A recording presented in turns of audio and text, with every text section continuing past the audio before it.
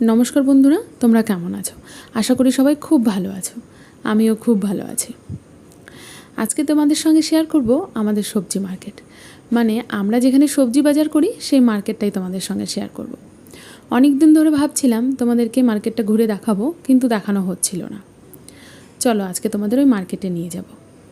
তবে আমাদের ওখানকার মতো মার্কেট নয়, কিন্তু আমাদের ওখানে যেমন সকালবেলা বাজারের ব্যাগ নিয়ে বাজারে যাওয়ার একটা ব্যাপার থাকে, সেটা কিন্তু এখানে নয়। এখানে ওই বিকেলে বাজার বসে।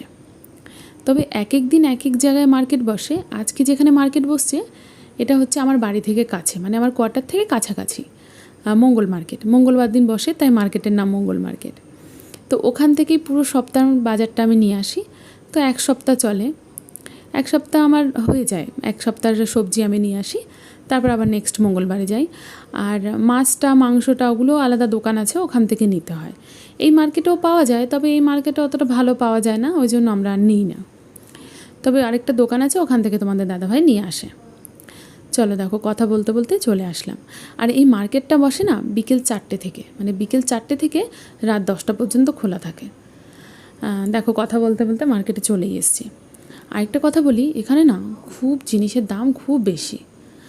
দেখো এখানে যে এই শাকের আটিটা দেখছি, এই শাকের আটিটার দাম 20 টাকা, মানে একটা আটির দাম 20 টাকা, যেটা আমাদের ওখানে মানে 5 টাকা বাকি 10 টাকায় পাওয়া যায়। এখানে একটা আটির দাম 20 টাকা। তাই জিনিস খুব ভেবে চিন্তেই কিনতে হয়, কিন্তু আবার ওই কিছু করার নেই, খেতে তো হবে। আর দেখো এইরকমভাবে রাস্তা গেছে মাঝখান দিয়ে, আর দুই দিকে এইরকমভাবে সবজির দোকান, তারপরে প্লাস্টিকের দোকান, মশলার দোকান, নানা ধরনের দোকান বসে।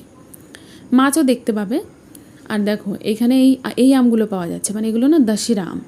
আমাদের ওখানে যেমন হিমসাগর, ল্যাংড়া ওইসব পাওয়া যায়, এখানে আমি দেখিনি। আমি এখানে এই আমগুলোই দেখতে পেয়েছি, এই যে দশেরা আম। তবে এই আমগুলো খেতে ভালো, খারাপ না। আর দেখো এই সিজনেও এখানে কিন্তু মূলো পাওয়া যাচ্ছে। এখানে সব ধরনের সবজি পাওয়া যায়। আর দেখো ওই যে ওই লম্বা লাউগুলো দেখতে পেয়েছো, এখানে কিন্তু গোল লাউগুলো পাওয়া যায় না, এই লম্বা লাউগুলোই পাওয়া যায়। তবে এগুলো খেতে খারাপ না, ভালোই লাগে, আমরা এগুলোই খাই। কি করব, ওগুলো তো আর পাওয়া যায় না। আর এই দেখো এখনও কিন্তু সন্ধে হয়নি, এখন প্রায় ওই 7টা মতো তো বাজেই, এখনও কিন্তু সন্ধে হয়নি। আর এদিকে দেখছো এই যে মশলা, পাঁপড়, মুড়ি, এই ধরনের জিনিস। আর এখানে দেখো কি পরিমাণে কারিপাত্তা বিক্রি হচ্ছে, মানে পুরো মার্কেটে সব দোকানে, মোটামুটি বেশিরভাগ দোকানে তুমি কারিপাত্তা বিক্রি হতে দেখতে পাবে। যেহেতু এটা সাউথের দিক, এরা তো কারিপাত্তা খুব বেশি ইউজ করে, সব কিছুতে কারিপাত্তা ইউজ করে তোমরা জানো, তাই কারিপাত্তা মার্কেটে খুব পরিমাণে দেখতে পাবে। আর এখানে ফলের দামটাও কিন্তু খুব বেশি, সব কিছু মানে সব ধরনের ফলের দামই দেখলাম খুব বেশি। আর টমেটোর ভিডিওটা তো আজকে এই জন্য করলাম, আজকের দিনে টমেটো ছিল 50 টাকা কেজি, তাই জন্য ভাবলাম টমেটোর ভিডিওটা একটু করে নিয়ে যাই। যাই হোক, অনেকটা টাইম হয়ে গেছে, এবার চলো ব্যাস আমাদেরও সবজি কেনা কমপ্লিট, এবার বাড়ির দিকে যাই। দেখো বাড়িতেও চলে এসেছি।